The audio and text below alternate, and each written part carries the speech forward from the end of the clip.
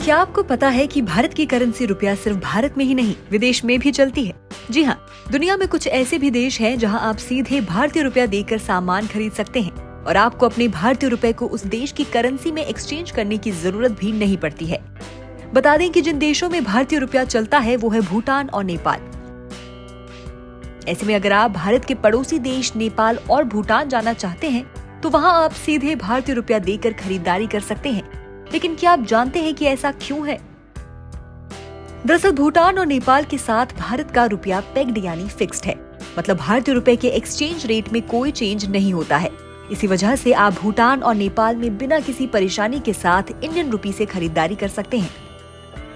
इसके अलावा नेपाल और भारत के बीच बड़े पैमाने पर कारोबार होता है। इतना ही नहीं, नेपाल में नौकरी रोजगार का बड़ा सोर्स भारत ही है। यही वजह है कि वहाँ लोग आसानी से भारतीय रुपया ले लेते हैं।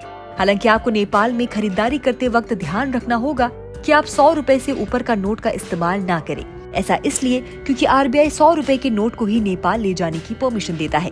लेकिन अगर आप 500 या 200 के नोट को नेपाल ले जाना चाहते हैं तो आप सिर्फ 25,000 रुपए तक ही ले जा पाएंगे। बता दें कि अनऑफिशियली बांग्लादेश और मालदीव्स के कई इलाकों में भी भारतीय रुपए स्वीकार किया जाता है। ऐसा इसलिए क्योंकि भारत का बड़े पैमाने पर इन देशों के लोगों के साथ बिजनेस है।